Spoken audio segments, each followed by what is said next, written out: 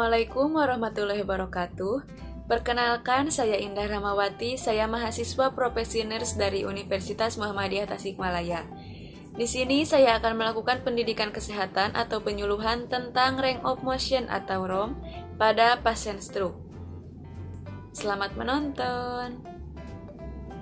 Ibu, perkenalkan, saya Indah Ramawati, saya mahasiswa profesi nurs dari Universitas Muhammadiyah Tasikmalaya. Ibu, kali ini saya akan melakukan pendidikan kesehatan atau penyuluhan tentang salah satu cara untuk latihan pada pasien stroke. Sebelumnya, apakah Ibu mengetahui apa itu penyakit stroke? Itu gara-gara dari hipertensi ya Bu, atau darah tinggi. Nah, sekarang saya akan menjelaskan sedikit tentang latihan gerak atau range of motion dalam bahasa medisnya. Nah, Ibu bisa baca ini dari sini ya Bu. Yang pertama ada pengertiannya. Range of motion itu yaitu suatu latihan untuk pergerakan pada kaki atau tangan atau pada bagian tubuh yang merasa lemah atau yang geraknya tidak aktif. Nah, jadi ini Bu gerakannya. Bisa pada tangan, bisa pada kaki. Kemudian ada tujuannya.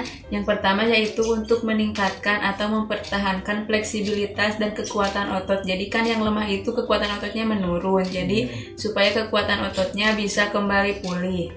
Kemudian yang kedua untuk mencegah kontraktur atau kekakuan. Jadi kaku atau baal pami Sunda mah. Kekakuan pada sendinya.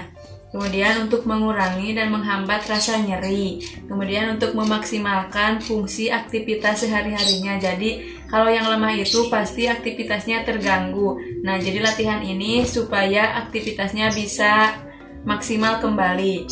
Kemudian yang terakhir untuk mengurangi gejala depresi atau kecemasan.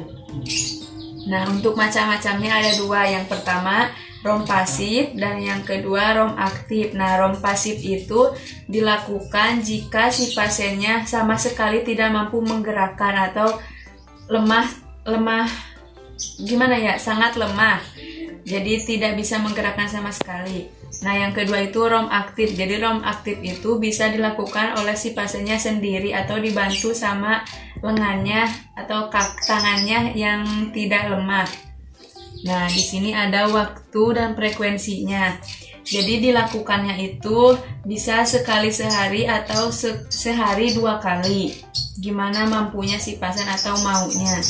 Kemudian lakukan masing-masing gerakan itu 8 sampai 10 kali dan maksimal waktunya itu 30 menit. Kemudian mulai latihan secara perlahan dan lakukan secara bertahap. Jadi mulai dari yang termudah dahulu, jangan langsung yang susah. Kemudian usahakan sampai mencapai penuh gerakan penuh, tetapi jangan memaksakan jika pasien itu tidak mampu. Kemudian jaga supaya lengan dan anggota badannya tidak sakit atau tidak nyeri. Kemudian jika pasien itu merasa nyeri, hentikan si latihan gerak itu. Nah, di sini ada latihannya, Ibu bisa baca sendiri ya Bu. Nah, untuk latihannya ada 2, yaitu pada tangan dan pada kaki. Nah, pada tangan ada dari sendi bahu. Bisa sendi bahunya dijauhkan, kemudian didekatkan ke badan. Dijauhkan, didekatkan, kemudian ditekuk, diluruskan, ditekuk, diluruskan. Kemudian rotasi atau diputar keluar dan diputar ke dalam. Nah, selanjutnya pada pergelangan tangannya ditekuk, diluruskan, ditekuk, diluruskan. Kemudian pronasi atau ditutup, kemudian dibuka, ditutup, dibuka. Kemudian untuk jari-jarinya dikepal, terus dibuka lagi, dikepal, dibuka lagi. Kemudian untuk jari-jarinya juga dijauhkan, kemudian dijauhkan, didekatkan kembali. Nah, semua itu dilakukan 8-10 kali ya Bu. Kemudian pada kaki juga sama seperti tadi. Nah, untuk lebih jelasnya Ibu bisa melihat saya melakukan kepada Ibu ya Bu, sambil Ibu belajar. Ibu minjam tangannya Bu, kita latihan gerak sekarang.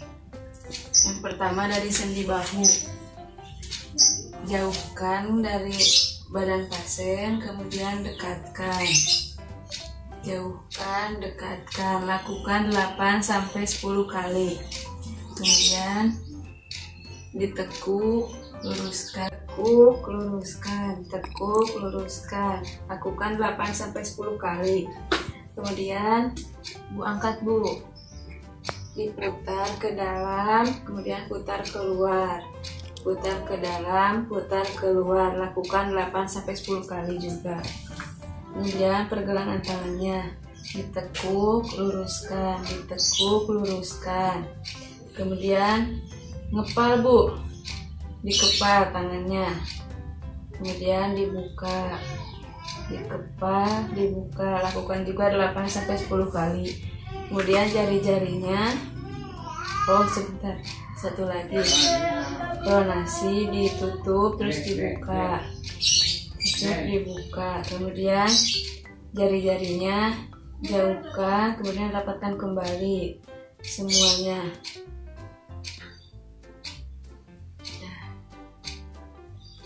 Kemudian lanjut ke kaki Ibu, dibuka ya selimutnya.